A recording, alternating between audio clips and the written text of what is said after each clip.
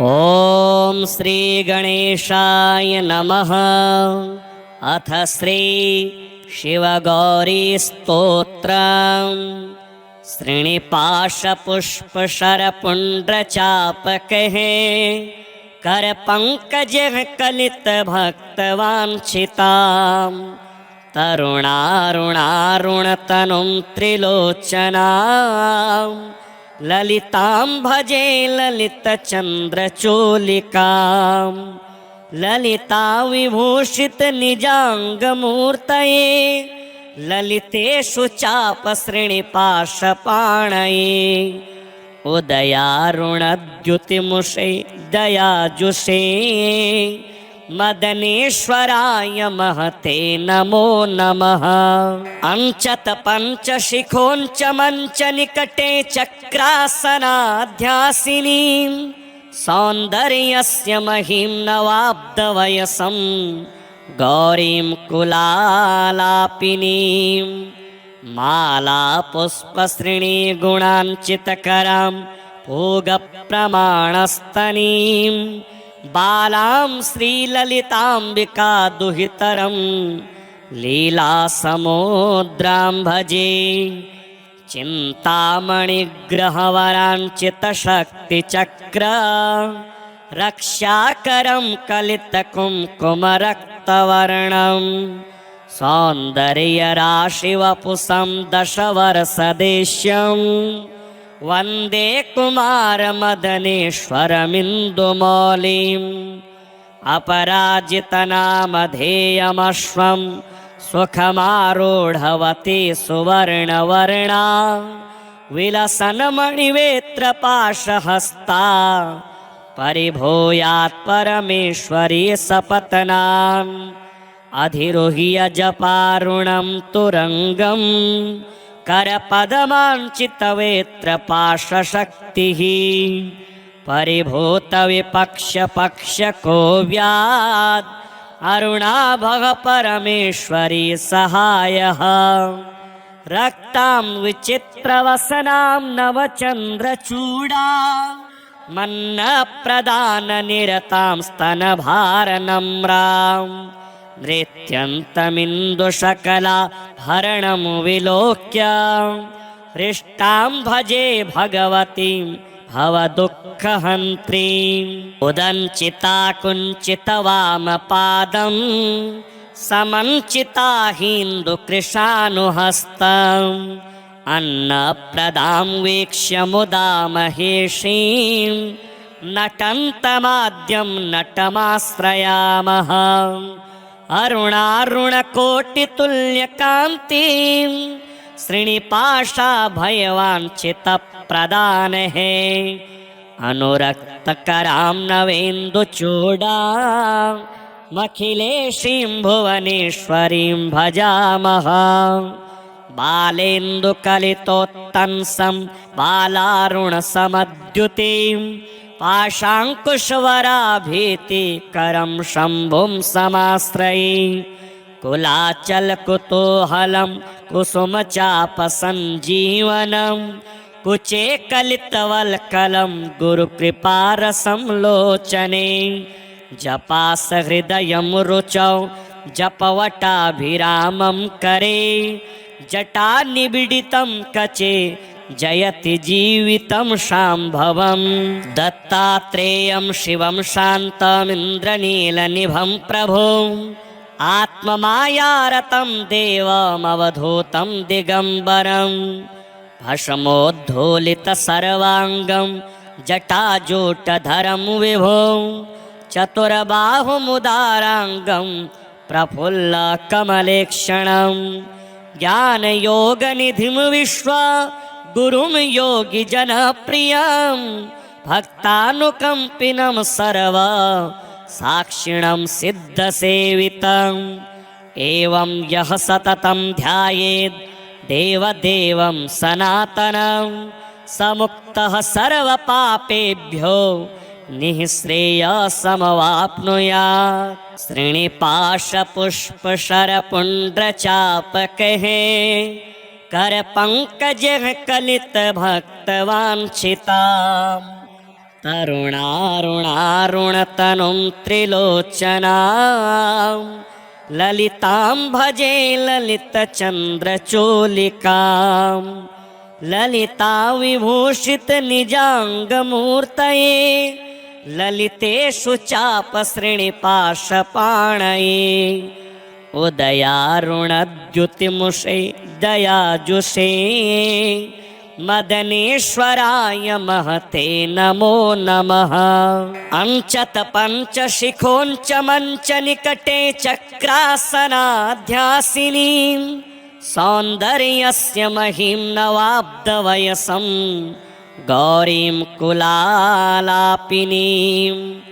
माला पुष्पसृणी गुणाञ्चितकरां पूगप्रमाणस्तनीं बालां श्रीललिताम्बिका दुहितरं लीलासमुद्रां भजे चिन्तामणिग्रहवराञ्चितशक्तिचक्र रक्षाकरं कलितकुङ्कुमरक्तवर्णं सौन्दर्यराशिवपुषं दशवर्षदेश्यं वन्दे कुमारमदनेश्वरमिन्दुमौलिम् अपराजितनामधेयमश्वं सुखमारूढवती सुवर्णवर्णा विलसन्मणिवेत्रपाशहस्ता परिभूयात् परमेश्वरी सपत्नाम् अधिरुह्य जपारुणं तुरंगं करपदमाञ्चितवेत्रपाशशक्तिः परिभूतविपक्षपक्षकोव्याद् अरुणाभः परमेश्वरी सहायः रक्तां विचित्रवसनां नवचन्द्रचूडा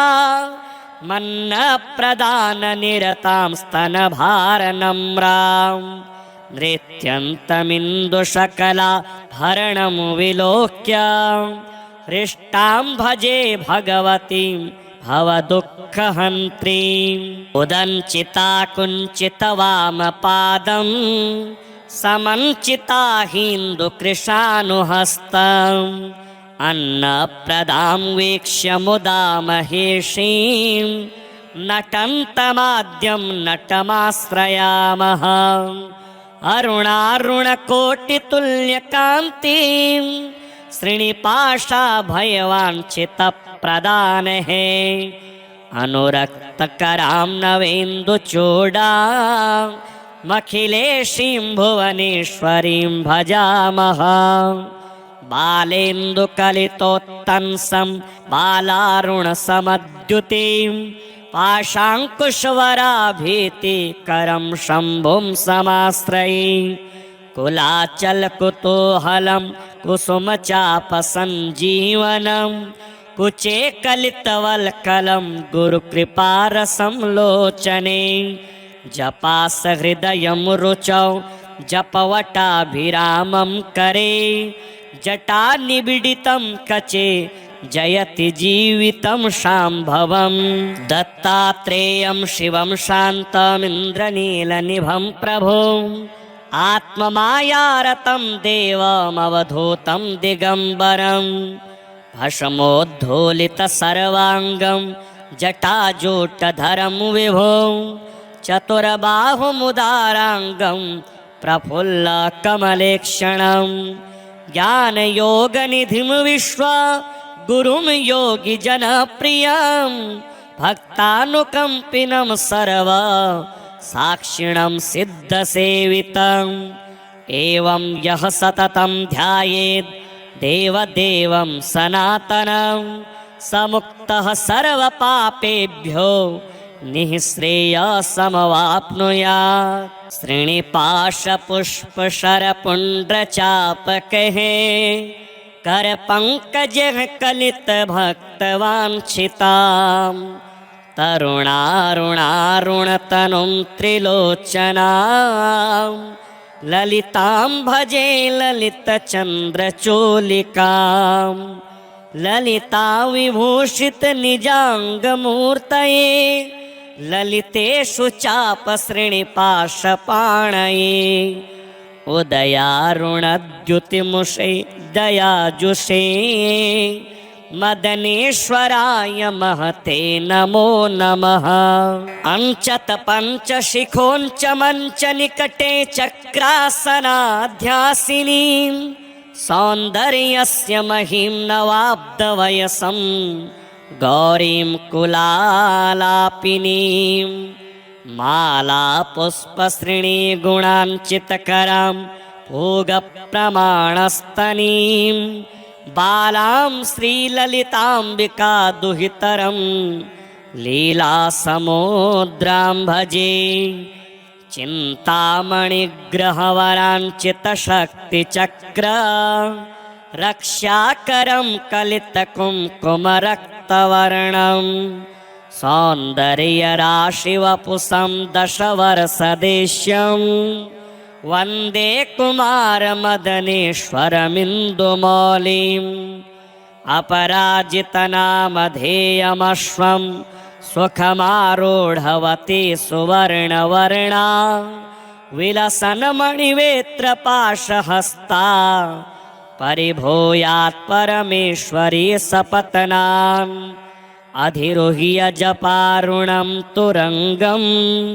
करपदमाञ्चितवेत्रपाशशक्तिः परिभूतविपक्षपक्षकोव्याद् अरुणाभः परमेश्वरी सहायः। रक्तां विचित्रवसनां नवचन्द्रचूडा मन्नप्रदाननिरतां स्तनभारनम्रां नृत्यन्तमिन्दुशकला भरणं विलोक्य हृष्टां भजे भगवतीं भवदुःखहन्त्रीम् उदञ्चिता कुञ्चितवामपादं समञ्चिता हिन्दुकृशानुहस्तम् अन्नप्रदां वीक्ष्य मुदा महेशीं नटन्तमाद्यं नटमाश्रयामः। अरुणारुणकोटितुल्यकान्तिं श्रीनिपाशाभयवाञ्छितप्रदानहे अनुरक्तकरां नवेन्दुचूडामखिलेशीं भुवनेश्वरीं भजामः। बालेन्दुकलितोत्तंसं बालारुणसमद्युतिं पाशाङ्कुशवराभीतिकरं शम्भुं समाश्रये कुलाचलकुतूहलं कुसुमचापसञ्जीवनं कुचे कलितवल्कलं गुरुकृपारसं लोचने जपासहृदयं रुचौ जपवटाभिरामं करे जटानिबिडितं कचे जयति जीवितं शाम्भवं। दत्तात्रेयं शिवं शान्तमिन्द्रनीलनिभं प्रभुम् आत्ममायारतं देवमवधूतं दिगम्बरं भस्मोद्धूलितसर्वाङ्गं जटाजूटधरं विभुं चतुर्बाहुमुदाराङ्गं प्रफुल्लकमलेक्षणं ज्ञानयोगनिधिं विश्वगुरुं योगिजनप्रियं भक्तानुकम्पिनं सर्व साक्षिणं सिद्धसेवितम् एवं यः सततं ध्यायेत् देवदेवं सनातनं समुक्तः सर्वपापेभ्यो निःश्रेयसमवाप्नुयात्। श्रीनिपाशपुष्पशरपुण्ड्रचापकैः करपङ्कजः कलितभक्तवाञ्छिताम् तरुणारुणारुणतनुं त्रिलोचनां ललितां भजे ललितचन्द्रचूलिकां ललिता विभूषितनिजाङ्गमूर्तये ललितेषु चापश्रेणिपाशपाणये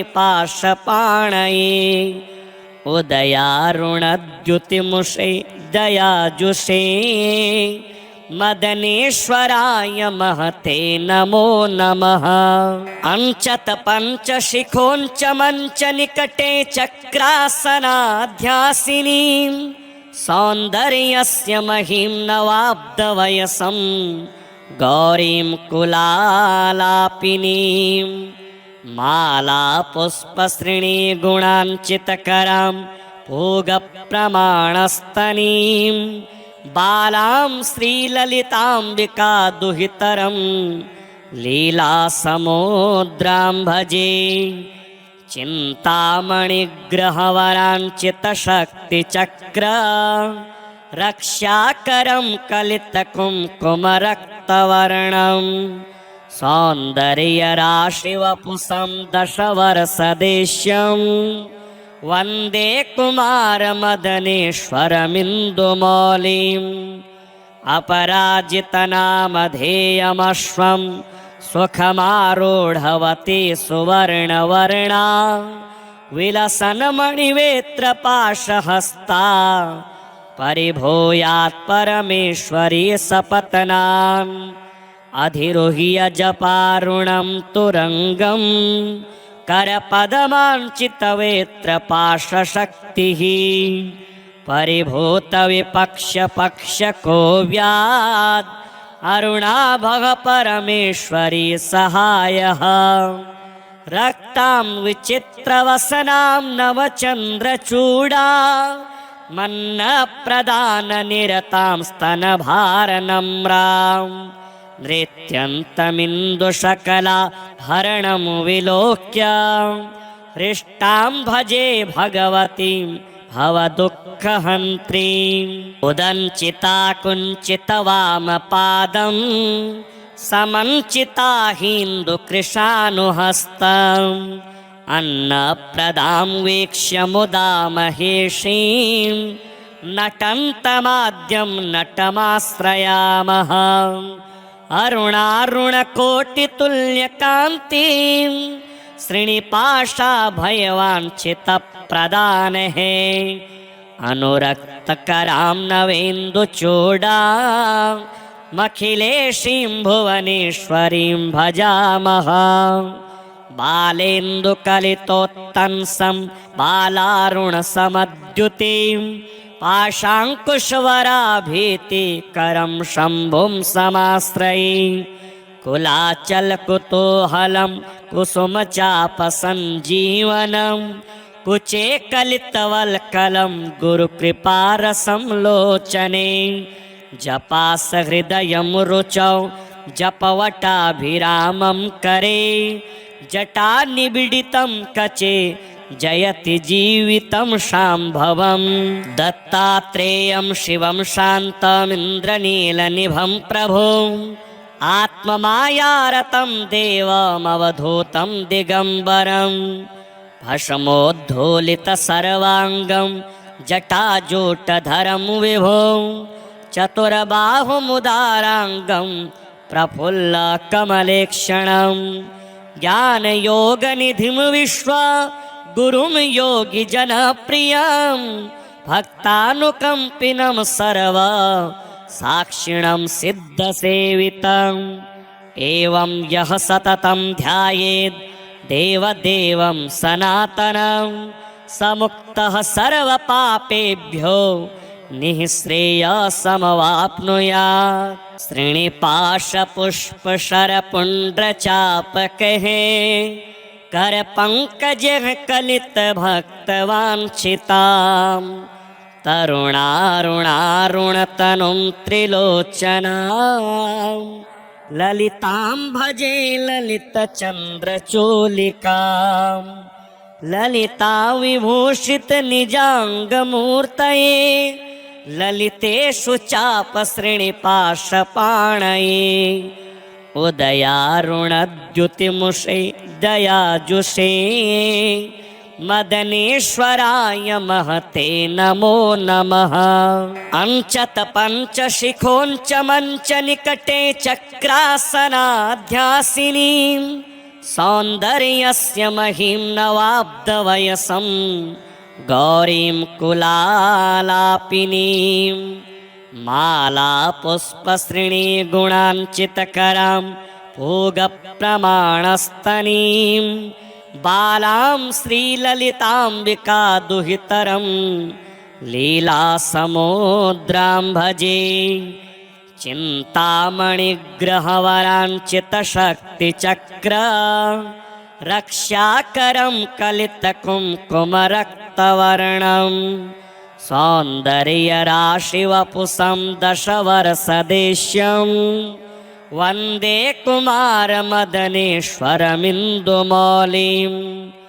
अपराजितनामधेयमश्वं सुखमारूढवती सुवर्णवर्णा विलसन्मणिवेत्रपाशहस्ता परिभूयात् परमेश्वरी सपत्नाम् अधिरुह्य जपारुणं तुरङ्गं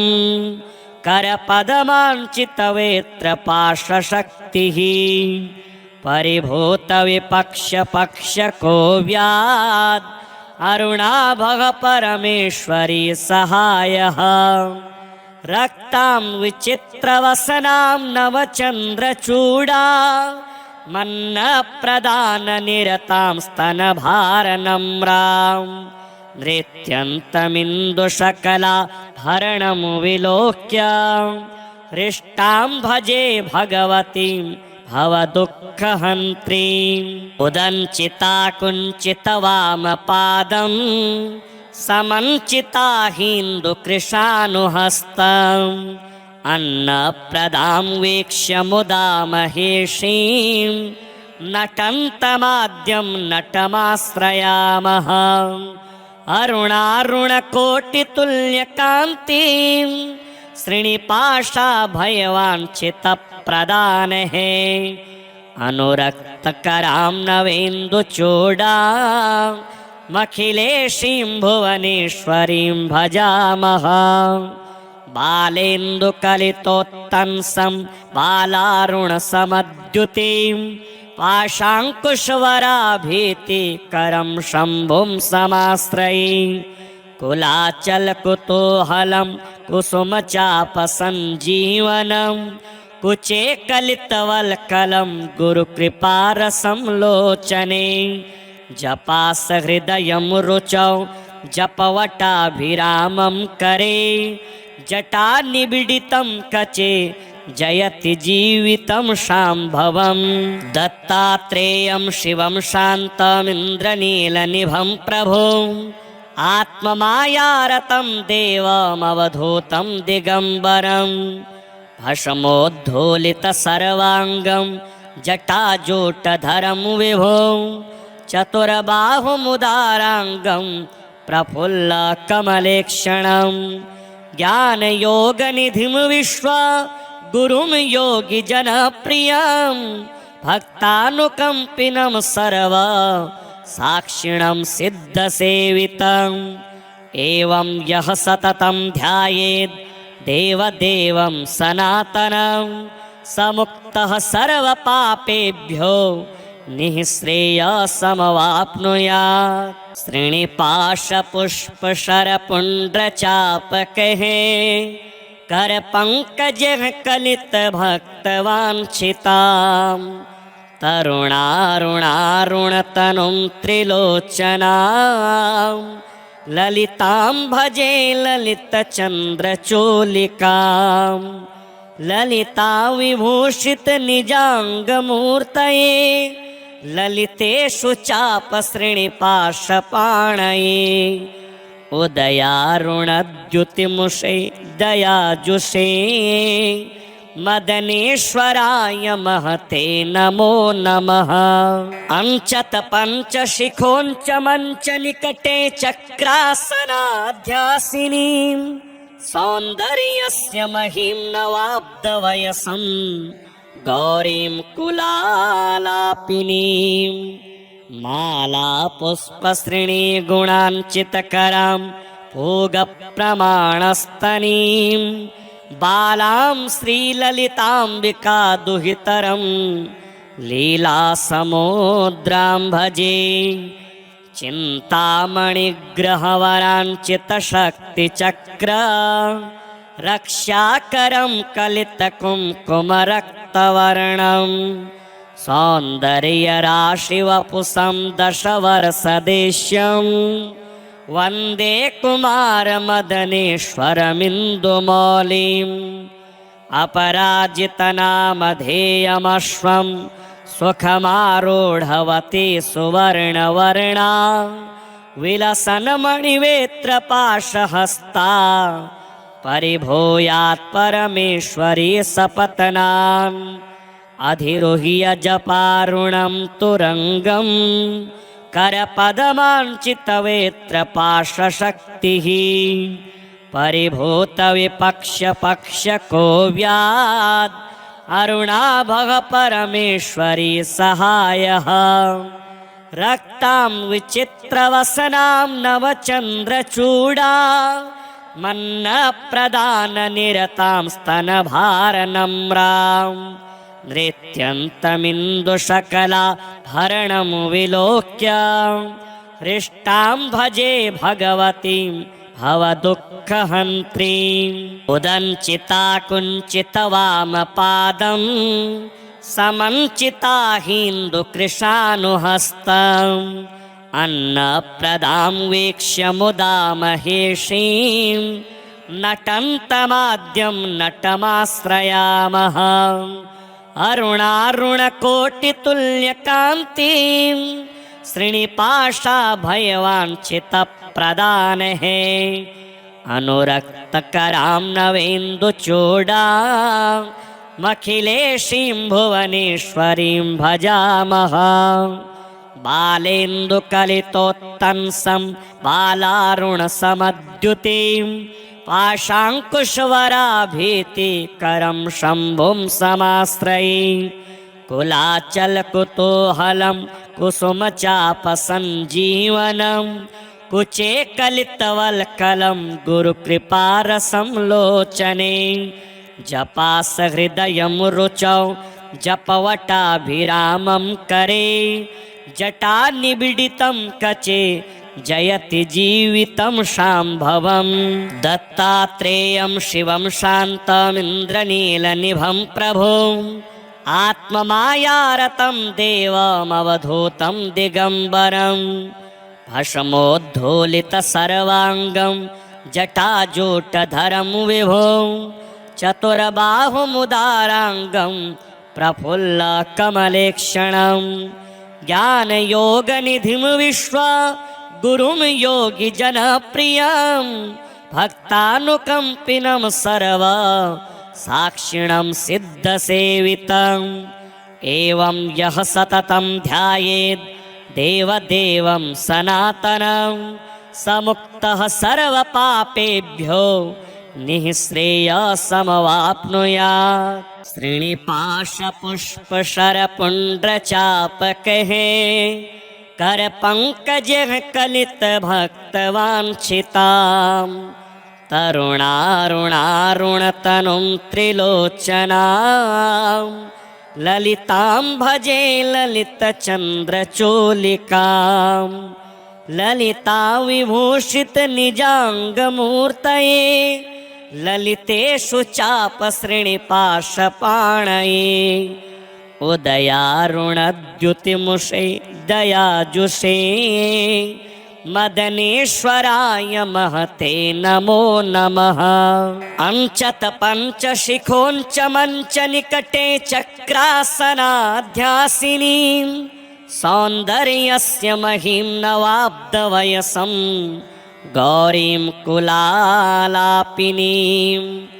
मालापुष्पश्रेणीगुणाञ्चितकरां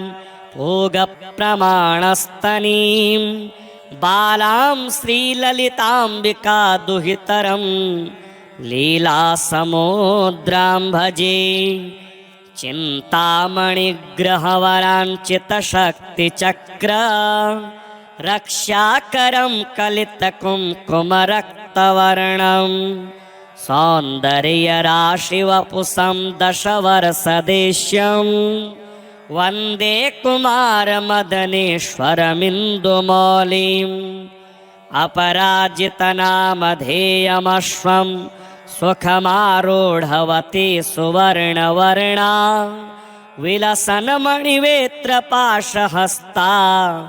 परिभूयात् परमेश्वरी सपत्नाम् अधिरुह्य जपारुणं तुरंगं करपदमाञ्चितवेत्रपाशशक्तिः परिभूतविपक्ष्यपक्ष्यको व्यात् अरुणाभः परमेश्वरी सहायः रक्तां विचित्रवसनां नवचन्द्रचूडा मन्नप्रदाननिरतां स्तनभारनम्रां नृत्यन्तमिन्दुशकलाभरणं विलोक्य हृष्टां भजे भगवतीं भवदुःखहन्त्रीम् उदञ्चिता कुञ्चितवामपादं समञ्चिता हिन्दुकृशानुहस्तम् अन्नप्रदां वीक्ष्य मुदा महेशीं नटन्तमाद्यं नटमाश्रयामः अरुणारुणकोटितुल्यकान्तिं श्रीनिपाशाभयवाञ्छितप्रदानहे अनुरक्तकरां नवेन्दुचूडामखिलेशीं भुवनेश्वरीं भजामः बालेन्दुकलितोत्तंसं बालारुणसमद्युतिं पाशाङ्कुशवराभीतिकरं शम्भुं समाश्रये कुलाचलकुतूहलं कुसुमचापसञ्जीवनं कुचे कलितवल्कलं गुरुकृपारसं लोचने जपासहृदयं रुचौ जपवटाभिरामं करे जटानिबिडितं कचे जयति जीवितं शाम्भवम् दत्तात्रेयं शिवं शान्तमिन्द्रनीलनिभं प्रभुम् आत्ममायारतं देवमवधूतं दिगम्बरं भस्मोद्धूलितसर्वाङ्गं जटाजूटधरं विभुं चतुर्बाहुमुदाराङ्गं प्रफुल्लकमलेक्षणं ज्ञानयोगनिधिं विश्वा गुरुं योगिजनप्रियं भक्तानुकम्पिनं सर्वा साक्षिणं सिद्धसेवितम् एवं यः सततं ध्यायेत् देवदेवं सनातनं समुक्तः सर्वपापेभ्यो निःश्रेयसमवाप्नुयात् श्रीनिपाशपुष्पशरपुण्ड्रचापकैः करपङ्कजः कलितभक्तवाञ्छिताम् तरुणारुणारुणतनुं त्रिलोचनां ललितां भजे ललितचन्द्रचूलिकां ललिता विभूषितनिजाङ्गमूर्तये ललितेषु चापश्रेणिपाशपाणये उदयारुणद्युतिमुषे दयाजुषे मदनेश्वराय महते नमो नमः अंचत पंचशिखोंच मंच निकटे चक्रासनाध्यासिनीं सौन्दर्यस्य महिं नवाब्दवयसं गौरीं कुलालापिनीं मालापुष्पश्रेणीगुणाञ्चितकरां पूगप्रमाणस्तनीं बालां श्रीललिताम्बिका दुहितरं लीलासमुद्रां भजे चिन्तामणिग्रहवराञ्चितशक्तिचक्र रक्षाकरं कलितकुङ्कुमरक्तवर्णं सौन्दर्यराशिवपुषं दशवर्षदेश्यम् वन्दे कुमारमदनेश्वरमिन्दुमौलिम्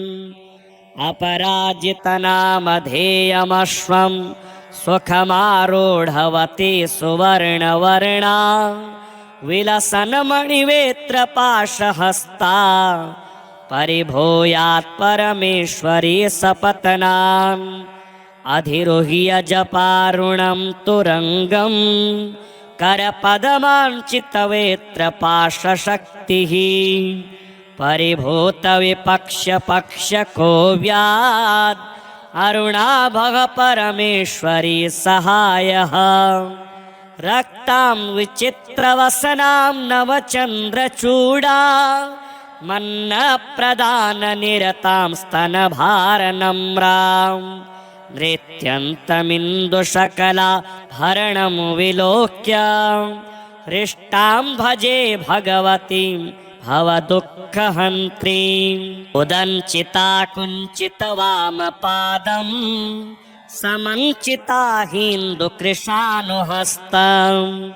अन्नप्रदां वीक्ष्य मुदा महेशीं नटन्तमाद्यं नटमाश्रयामः अरुणारुणकोटितुल्यकान्तिं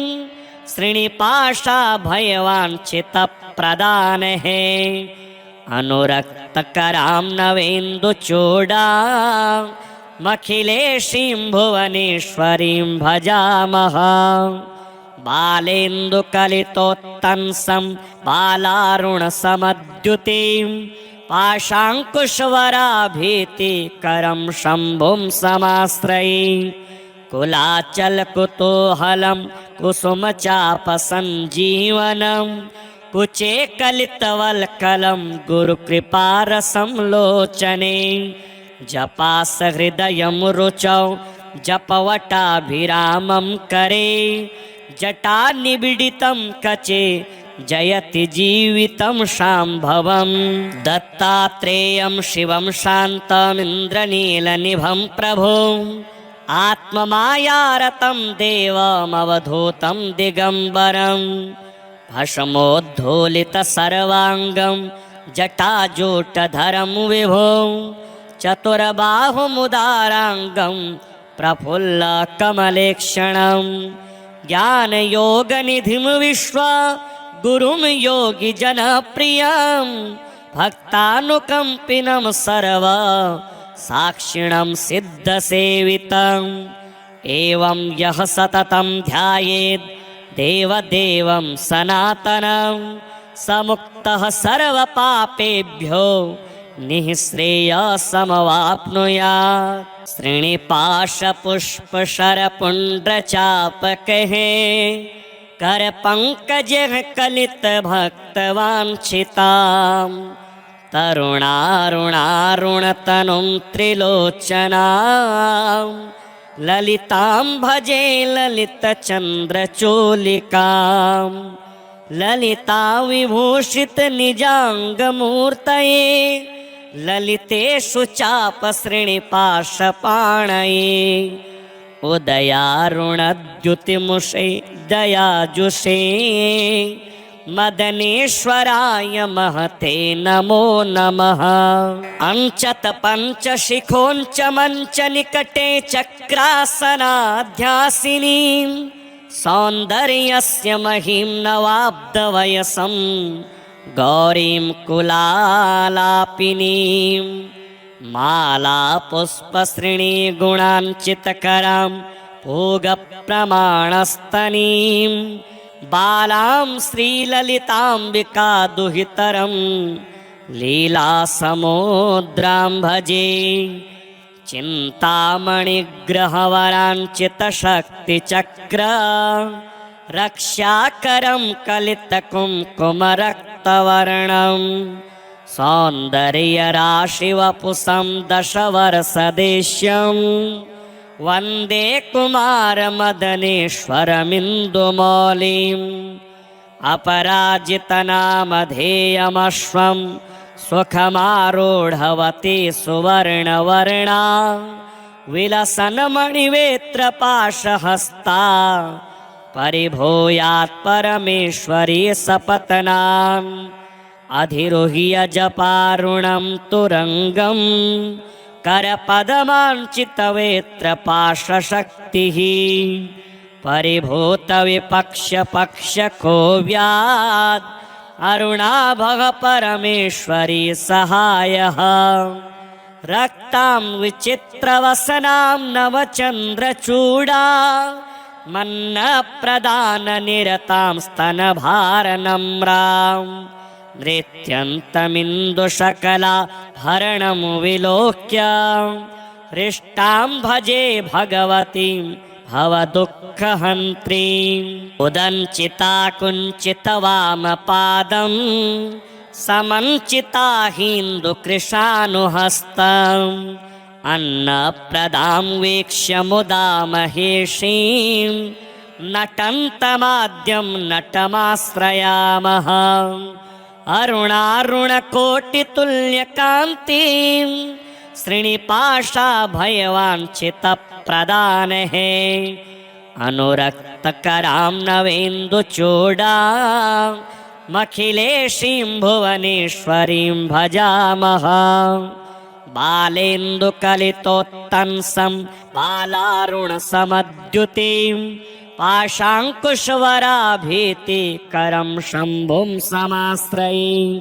कुलाचलकुतूहलं कुसुमचापसञ्जीवनं कुचे कलितवल्कलं गुरुकृपारसं लोचने जपासहृदयं रुचौ जपवटाभिरामं करे जटानिबिडितं कचे जयति जीवितं शाम्भवम् दत्तात्रेयं शिवं शान्तमिन्द्रनीलनिभं प्रभुम् आत्ममायारतं देवमवधूतं दिगम्बरं भस्मोद्धूलितसर्वाङ्गं जटाजूटधरं विभुं चतुर्बाहुमुदाराङ्गं प्रफुल्लकमलेक्षणं ज्ञानयोगनिधिं विश्वगुरुं योगिजनप्रियं भक्तानुकम्पिनं सर्वसाक्षिणं सिद्धसेवितम् एवं यः सततं ध्यायेत् देवदेवं सनातनं समुक्तः सर्वपापेभ्यो निःश्रेयसमवाप्नुयात् श्रीनिपाशपुष्पशरपुण्ड्रचापकैः करपङ्कजः कलितभक्तवाञ्छितां तरुणारुणारुणतनुं त्रिलोचनां ललितां भजे ललितचन्द्रचूलिकां ललिता विभूषितनिजाङ्गमूर्तये ललितेषु चापश्रेणिपाशपाणये उदयारुणद्युतिमुषे दयाजुषे मदनेश्वराय महते नमो नमः अंचत पंचशिखोंच मंच निकटे चक्रासनाध्यासिनीं सौन्दर्यस्य महिं नवाब्दवयसं गौरीं कुलालापिनीं मालापुष्पश्रेणीगुणाञ्चितकरां भोगप्रमाणस्तनीं बालां श्रीललिताम्बिका दुहितरं लीलासमुद्रां भजे चिन्तामणिग्रहवराञ्चितशक्तिचक्र रक्षाकरं कलितकुङ्कुमरक्तवर्णं सौन्दर्यराशिवपुषं दशवर्षदेश्यं वन्दे कुमारमदनेश्वरमिन्दुमौलिम् अपराजितनामधेयमश्वं सुखमारूढवती सुवर्णवर्णा विलसन्मणिवेत्रपाशहस्ता परिभूयात् परमेश्वरी सपत्नाम् अधिरुह्य जपारुणं तुरङ्गं करपदमाञ्चितवेत्रपाशशक्तिः परिभूतविपक्षपक्षकोव्याद् अरुणाभः परमेश्वरी सहायः रक्तां विचित्रवसनां नवचन्द्रचूडा मन्नप्रदाननिरतां स्तनभारनम्रां नृत्यन्तमिन्दुशकला भरणं विलोक्य हृष्टां भजे भगवतीं भवदुःखहन्त्रीं उदञ्चिता कुञ्चितवामपादं समञ्चिताहीन्दुकृशानुहस्तम् अन्नप्रदां वीक्ष्य मुदा महेशीं नटन्तमाद्यं नटमाश्रयामः अरुणारुणकोटितुल्यकान्तिं श्रीनिपाशाभयवाञ्छितप्रदानः अनुरक्तकरां नवेन्दुचूडामखिलेशीं भुवनेश्वरीं भजामः बालेन्दुकलितोत्तंसं बालारुणसमद्युतिं पाशाङ्कुशवराभीतिकरं शम्भुं समाश्रये कुलाचलकुतूहलं कुसुमचापसञ्जीवनं कुचे कलितवल्कलं गुरुकृपारसं लोचने जपासहृदयं रुचौ जपवटाभिरामं करे जटानिबिडितं कचे जयति जीवितं शाम्भवम् दत्तात्रेयं शिवं शान्तमिन्द्रनीलनिभं प्रभुम् आत्ममायारतं देवमवधूतं दिगम्बरं भस्मोद्धूलितसर्वाङ्गं जटाजूटधरं विभुं चतुर्बाहुमुदाराङ्गं प्रफुल्लकमलेक्षणं ज्ञानयोगनिधिं विश्वगुरुं योगिजनप्रियं भक्तानुकम्पिनं सर्वसाक्षिणं सिद्धसेवितम् एवं यः सततं ध्यायेत् देवदेवं सनातनं समुक्तः सर्वपापेभ्यो निःश्रेयसमवाप्नुयात् श्रीनिपाशपुष्पशरपुण्ड्रचापकः करपङ्कजः कलितभक्तवाञ्छितां तरुणारुणारुणतनुं त्रिलोचनां ललितां भजे ललितचन्द्रचूलिकां ललिता विभूषितनिजाङ्गमूर्तये ललितेषु चापश्रेणिपाशपाणये उदयारुणद्युतिमुषे दयाजुषे मदनेश्वराय महते नमो नमः अंचत पंचशिखोंच मंच निकटे चक्रासनाध्यासिनीं सौन्दर्यस्य महिं नवाब्दवयसं गौरीं कुलालापिनीं मालापुष्पश्रेणीगुणाञ्चितकरां भोगप्रमाणस्तनीं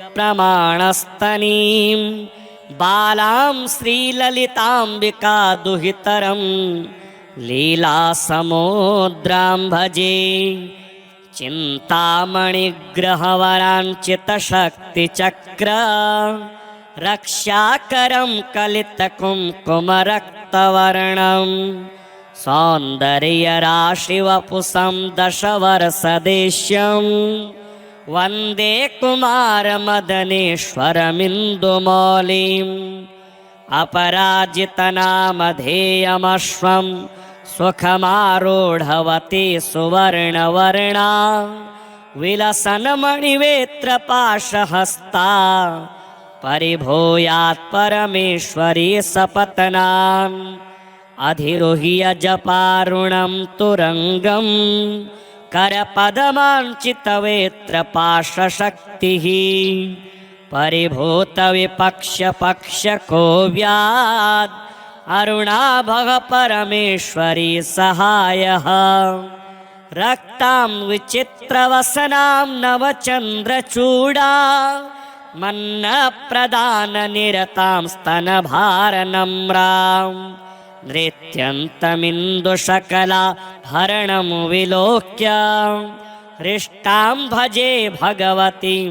भवदुःखहन्त्रीम् उदञ्चिता कुञ्चितवामपादं समञ्चिता हिन्दुकृशानुहस्तम् अन्नप्रदां वीक्ष्य मुदा महेशीं नटन्तमाद्यं नटमाश्रयामः अरुणारुणकोटितुल्यकान्तिं श्रीनिपाशाभयवाञ्छितप्रदानः अनुरक्तकरां नवेन्दुचूडामखिलेशीं भुवनेश्वरीं भजामः बालेन्दुकलितोत्तंसं बालारुणसमद्युतिं पाशाङ्कुशवराभीतिकरं शम्भुं समाश्रये कुलाचलकुतूहलं कुसुमचापसञ्जीवनं कुचे कलितवल्कलं गुरुकृपारसं लोचने जपासहृदयं रुचौ जपवटाभिरामं करे जटानिबिडितं कचे जयति जीवितं शाम्भवं दत्तात्रेयं शिवं शान्तमिन्द्रनीलनिभं प्रभुम् आत्ममायारतं देवमवधूतं दिगम्बरं भस्मोद्धूलितसर्वाङ्गं जटाजूटधरं विभुं चतुर्बाहुमुदाराङ्गं प्रफुल्लकमलेक्षणं ज्ञानयोगनिधिं विश्वगुरुं योगिजनप्रियं भक्तानुकम्पिनं सर्वसाक्षिणं सिद्धसेवितम् एवं यः सततं ध्यायेत् देवदेवं सनातनं समुक्तः सर्वपापेभ्यो निःश्रेयसमवाप्नुयात्।